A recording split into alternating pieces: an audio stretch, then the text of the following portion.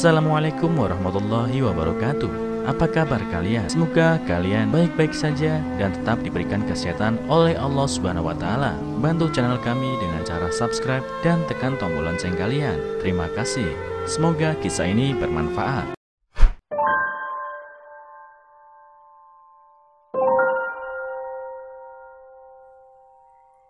Berapa usiamu? Kutatap lekat gadis berkerudung abu-abu yang baru masuk dari arah pintu apartemenku. Dia langsung terdiam di tempat, menatapku sekejap lalu menunduk ke posisi kakinya berpijak. Gemetaran, ketakutan, atau apa? Dasar gadis desa, aku paling tidak suka dengan model perempuan seperti ini. Terlalu lugu, tidak menantang apalagi menarik untuk dijadikan pasangan.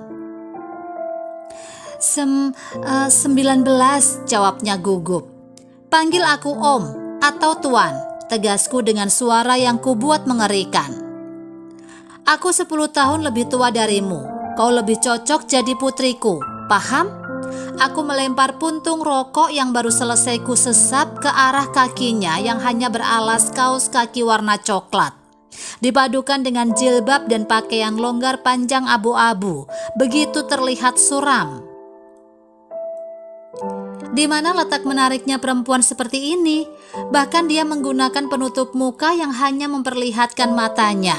Jadi dia pasti tidak mungkin cantik, makanya wajahnya ditutupi. Setiap orang akan menonjolkan apa yang menarik darinya dan menutupi kekurangannya. Jadi kalau dia menggunakan penutup muka begini, maka aku pastikan dia pasti menutupi wajah jeleknya. Kesialan seumur hidup ketika aku harus menikahinya. Kemudian nanti akan menjadi duda darinya juga. Ya, pernikahan ini hanya sementara, sampai kakek menutup mata selama-lamanya. Kakek yang sekarat lalu aku yang harus ditumbalkan, menikahi gadis desa. Gadis desa dari kampung halaman nenek dulu. Ah, sudahlah, nanti juga aku ceraikan setelah urusan dengan kakek selesai. Walau ini sungguh mengesalkan. Lebih untung kalau nanti aku menduda dari seorang perempuan cantik, seksi, terkenal, dan damparan para pria seantero Jakarta Raya. Atau minimal bunga desa lah, setidaknya ada yang bisa kubanggakan dari status dudaku. Masuk kamarmu, di sana. Aku menunjuk kamar tepat di sebelah kamar utama di sisi kamarku. Hanya ada 3 kamar di apartemen itu. 1 kamar utama alias kamarku, 2 kamar kosong di sebelah kamarku, 3 kamar pembantu. Menikahi gadis desa benar-benar sebuah bencana, dan bencana itu dimulai 1 minggu yang lalu. Kamu harus menikah dengan gadis dari desa nenek. Suara mama di telepon membuatku segera menginjak rem mobil mewah yang sedang ku kendarai. Kenapa? Tanyaku terkejut. Itu perintah, tak bisa dibantah.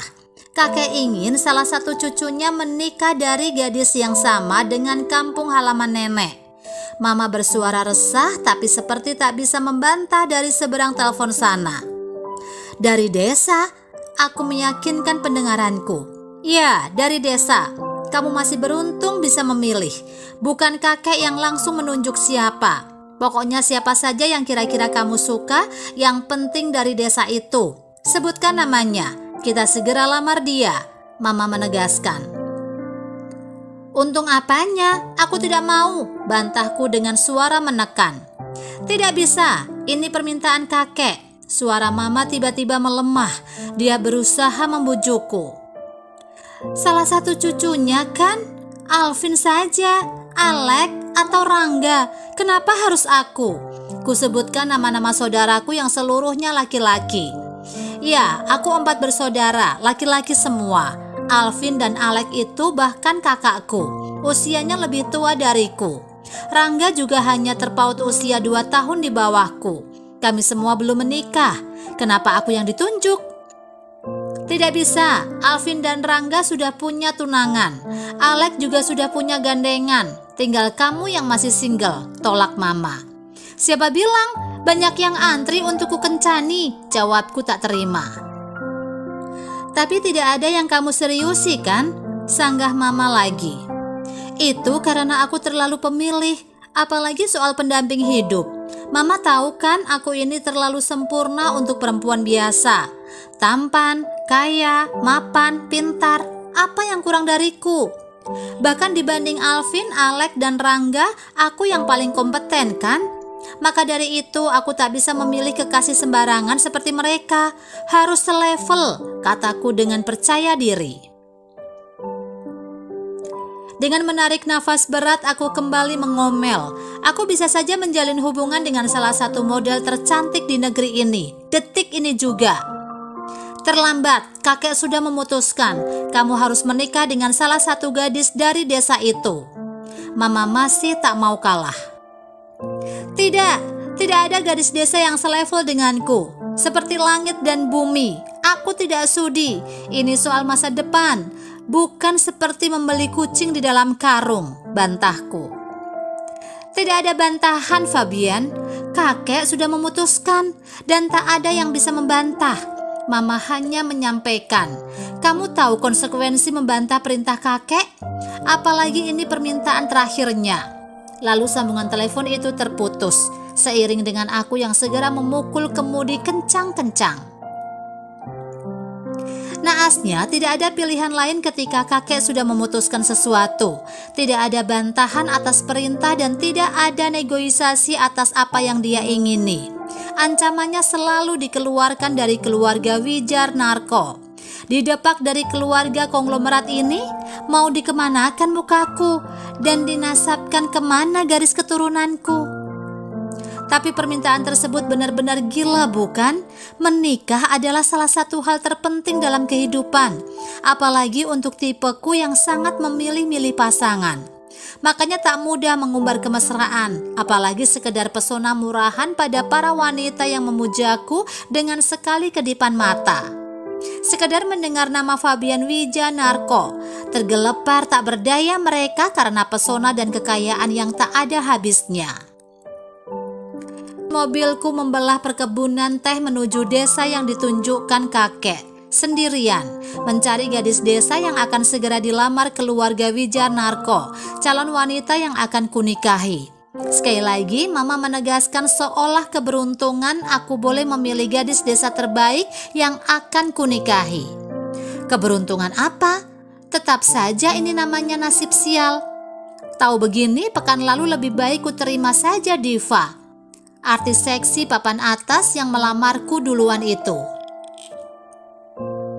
Bahkan bisa dibilang sampai mengemis-ngemis cintaku, tanpa harus pikir panjang pasal pendidikannya yang hanya lulusan dalam negeri dan tak masuk level kriteriaku. Padahal itu jauh lebih baik daripada hal ini, gadis desa, jangan-jangan bahkan tak bisa baca tulis. Sepanjang jalan yang belum teraspal sepenuhnya ini, kupelankan mobil Alphard tipe terbaru yang kukendarai. Melirik kiri dan kanan di mana gadis-gadis desa banyak berlalu lalang, memanggul sayuran, sebagian malah menggembala kambing. Lainnya memegang ijuk sambil menyapu pekarangan. Benar-benar tidak ada yang menarik, nampak usang dan tak berpendidikan. Terlihat polos dan kusam. Satu dua yang nampak berdandan malah terlihat menor. Benar-benar kampungan. Bagaimana mungkin aku akan menikahi salah satu dari mereka? Ini benar-benar di luar akal sehatku. Kata Mama, nenek dulu berasal dari desa ini, dinikahi kakek yang juga berasal dari kota. Mereka saling jatuh cinta, lalu mengikat janji suci setia sampai tua. Hingga nenek meninggal dunia 5 tahun lalu. Saat muda nenek menjadi bunga desa yang digilai pemuda-pemuda kota. 50 tahun yang lalu, mungkin nenek masih mewarisi garis keturunan kerajaan yang tertinggal di desa. Jadi cantik dan terpandang juga. Jelas berbeda dengan sekarang. Sudah habis semua. Mana ada yang selevel nenek lagi? Lihatlah betapa tak masuk akalnya permintaan kakekku ini. Di dalam kesekaratannya malah terkenang masa muda dan memintaku untuk menikahi gadis desa dari desa yang sama dengan nenek seperti ini. Padahal seluruh keluarga nenek pun sudah tidak ada lagi yang tinggal di desa ini. Bisa sial 7 turunan aku. Tak lama kemudian, kuhentikan mobil di depan rumah kepala desa. Sebelumnya anak buahku sudah membuat janji bertemu dan memberitakan bahwa Tuan Febian Wijarnarko siang ini akan datang bertamu. Aku membuka pintu mobil dan melangkah dengan langkah jenjang dan pandangan lurus ke depan sambil memasang kacamata hitam. Aku langsung menemui kepala desa untuk menyampaikan maksudku, sementara kakek sedang menungguku menyampaikan berita bahagia. Gadis terbaik yang ada di desa ini, terbaik dari semua sisi. Kuberikan perintah pada kepala desa sambil menyodorkan uang 200 juta ke hadapannya, membuat matanya tak berkedip hingga beberapa detik lamanya. Saya tunggu 30 menit dari sekarang. Ingat, gadis desa terbaik, tegasku. Lelaki bertubuh gemuk itu mengangguk, paham dengan yang kuminta, apalagi saat kusebutkan nama kakek dan nama keluarga yang kubawa. Membuatnya bergetaran dan kutangkap dari pancaran matanya ada ketulusan yang akan dia persembahkan. Bukan karena uang, tapi karena ingin memberikan yang terbaik bagi keluarga kami. Kakek memang menyumbang begitu besar bagi kemajuan desa ini. Dari pembangunan jalan hingga penerangan dan pengairan, warga desa berhutang budi banyak pada kakek. Aku duduk dengan santai sambil menaikkan sebelah kakiku di atas paha, menikmati teh hangat yang telah disajikan sambil memandang kehamparan persawahan. Tak berapa lama kepala desa kembali dengan wajah berbinar-binar. Dia menyampaikan bahwa dirinya sudah menyiapkan gadis desa terbaik yang akan diserahkan padaku untuk kunikahi. Aku mengangguk saja, pasti dia telah mendapatkan gadis tercantik dan terseksi di desa. Tanpa basa-basi kusuruh kepala desa untuk langsung mempersiapkan wanita itu, meminta dia diantarkan ke alamat rumah sakit tempat kakek dirawat malam nanti untuk dilihat kemudian dilamar di sana. Malamnya aku benar-benar tak menyangka apa yang ada di hadapanku. Bukan gadis cantik yang seksi yang datang, melainkan seorang gadis berpakaian tertutup sekali, dari ujung kepala hingga ujung kaki, seperti ninja. Wajahnya pun ditutup sehelai kain kecil, hanya menyisakan mata yang terlihat mengerja beberapa kali. Kata orang, gadis bercadar dan berjilbab itu membuat penasaran, membuat orang jadi membayang-bayangkan seperti apa wajahnya, rambutnya, dan bahkan bagian tubuh lainnya. Tapi bagiku tidak ada sedikit pun rasa penasaranku pada gadis itu, yang sialnya secara resmi sudah dilamarkan kakek 10 menit yang lalu untukku. Datang sendiri ke desa, milih sendiri dan itu pilihannya. Hebat sekali ternyata selera Fabian, suara Alvin menyindirku. Untung namanya bukan Tukiem, ejek Rangga saat aku berlalu. Aku nyaris meninjunya jika tak sadar sedang dipelototi mama. Benar-benar sial nasibku, kepala desa itu penyebabnya. Gadis desa terbaik apanya jika seperti ini? Dia telah menipuku. Sontak aku membentak kepala desa yang menunggu di mobil, ikut mengantarkan gadis itu. Gadis itu bernama Rahayu, namun biasa dipanggil Ayu. Namanya saja pasaran sekali bukan? Seperti nama bis antar kota. Maaf Tuan, tapi tadi Tuan meminta diberikan gadis desa terbaik. Ayu itu gadis desa kami yang terbaik. Dia yang paling pintar karena satu-satunya gadis desa yang kuliah di kota. Paling santun dan paling cantik. Kepala desa mencoba membela diri namun aku keburu menyelanya. Penipu, aku membentaknya sekali lagi. Kalau Tuan tidak suka, bisa kami gantikan dengan yang lain. Dia mencoba mencari jalan tengah. Terlambat, kakek sudah melamarnya dan itu pantang untuk dibatalkan. Semburku masih kesal. Dia terdiam dengan wajah pucat, terlihat merasa amat bersalah, tapi juga seperti menyimpan rasa penasaran dan sungkan mempertanyakan. Sampai sebelum aku berbalik, dia beranikan diri menyusul langkahku. Apa Tuan sudah melihat wajahnya? Tanyanya seperti ragu. Aku menghentikan langkah dan memelototinya. Tidak perlu, tidak berminat. Untuk apa aku berminat melihat wajahnya yang sudah pasti tidak menarik? Setiap orang pasti akan menutup bagian kekurangannya. Begitu juga saat seseorang memiliki bekas kurap di lengan. cacat kulit, maka pasti bagian itu akan ditutupi dengan pakaian yang melindungi hingga bagian cacat itu tidak terlihat. Jadi bisa kubayangkan kalau dia menutup seluruh bagian tubuhnya seperti itu. Dia pasti jelek, mungkin hidungnya sangat pesek, wajahnya penuh jerawat, bibirnya hitam, giginya ompong, begitu juga kulitnya. Tak bisa kubayangkan. Seorang satpam di kantorku bahkan selalu menggunakan topi. Ketika suatu hari ku minta membuka topinya, ternyata kepalanya pitak. Katanya dia pernah mengalami kecelakaan lalu lintas dan mendapat jahitan di kepala. Sebab itu dia selalu menggunakan topi. Maka melihat wajah gadis bernama Ayu itu, mana mungkin aku berminat. Jangan-jangan aku akan pingsan saking tak sanggup menghadapi kenyataan. Ku teruskan langkah ke dalam, masuk kembali ke ruangan kakek dirawat, tempat di mana gadis ninja itu juga masih menunggu. Parah sekali, seperti menerima kutukan, apalagi kakek justru tersenyum senang. Ini yang kakek tunggu, cucu kakek menikah dengan gadis desa, berjilbab dan solehah. Sejak lama kakek sudah tawarkan agar kalian mencari pasangan yang berjilbab, menutup aurat untuk memperbaiki keturunan keluarga kita. Alvin, Alek, Rangga, tidak ada yang sanggup memenuhi itu semua. Ternyata justru Fabian yang memenuhi harapan kakek. Sepertinya kakek akan cepat sembuh. Kakek mencoba menggodaku tanpa memikirkan perasaanku. Aku langsung terbelalak. Apa? Cepat sembuh? Kukira kakek sedang sekarat dan akan segera meninggal dunia, supaya aku bisa cepat bercerai kalaupun terpaksa harus menikahinya. Jadi kakek masih berniat hidup lebih lama. Bagaimana kalau kakek malah berumur lebih panjang? Bagaimana aku bisa cepat menceraikannya? Aku tahu saudara-saudaraku ini menahan tawa geli di hati mereka. Senang sekali mengejekku. Kalian menikah minggu depan. Kakek memejamkan mata dengan raut berbinar. Jelas terlihat jauh lebih sehat dari sebelum kedatangan Ayu. Aku terbelalak kembali tapi tak kuasa membantah sama sekali. Ini benar-benar nasib sial, sangat sial. Sebelum ini dilanjutkan, aku harus membuat kesepakatan dengan kakek. Aku harus menyampaikan persyaratan yang bisa menyelamatkanku ke depan.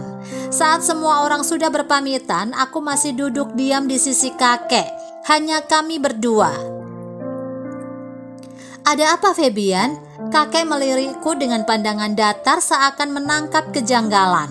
Aku tahu kakek sebenarnya tahu kalau aku terpaksa dengan semua ini. Mana mungkin cucunya yang begitu pemilih ini mau ikhlas dijodohkan dengan gadis desa kalau bukan permintaan tak terbantahkannya. Kakek pasti tahu, hanya tetap saja memaksakan. Sungguh seperti wanita hamil yang mengidam, tak bisa tak dituruti. Permintaan, ucapku yakin. Permintaan apa? Tanya kakek bingung. Berapa tenggang waktu aku bisa menceraikannya? Aku langsung pada inti pertanyaan. Aku meminta tenggang waktu untuk bisa berpisah darinya jika harus menikahinya. Kakek mengernyitkan kening dengan tatapan tidak suka. Belum menikah pun kamu sudah berpikir untuk bercerai? Tanyanya sambil menatapku lekat. Setidaknya aku sudah berusaha, tapi kalau aku tetap tidak suka, aku harus tetap memaksakan bertahan. Ku berikan pertanyaan rasional karena kakek selalu berpikir dengan logika kritisnya. Kakek diam saja, seperti mencerna, lalu berpikir. 2 tahun, ucapnya yakin. Apa? Itu sangat lama, kakek. Aku menggeleng, mencoba untuk menawar. Walau aku tahu pasti sulit, semoga kakek melemah dan bisa kutaklukkan. Dan aku akan memilih waktu tersingkat dari jalan pernikahan ini. Kalau bisa 1 bulan, 1 minggu, atau bahkan 1 hari saja. 1 tahun, tawarnya. Bisa dipangkas lagi tidak, kek? Rengekku. 6 bulan, tawarnya lagi. Aku rasa masih terlalu lama. Ini jarak waktu tersingkat, jadi kakek tak perlu khawatir. Selama aku masih bisa bertahan, aku akan bertahan meski sudah sampai pada batas waktu itu. Ini hanya batas waktu tersingkat, itu saja. Aku masih mencoba bernegosiasi dengan segala alasan yang terlintas di kepala.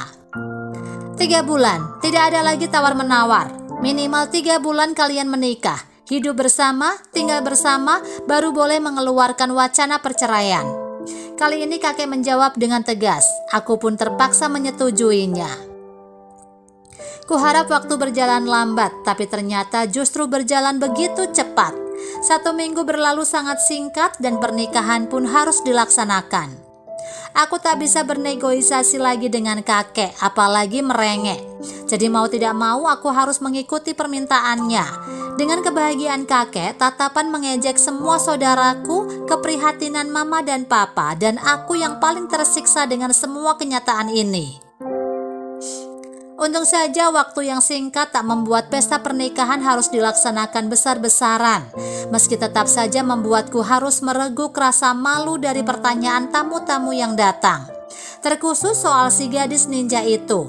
Mereka yang kebingungan bagaimana mungkin aku bisa memilih dia menjadi istriku. Padahal aku kan terkenal paling pemilih dari semua saudaraku. Di mana-mana pengantin wanita itu pasti berdandan, sementara calon pengantinku seperti ninja. Jangan-jangan dia bahkan belum mencuci mukanya.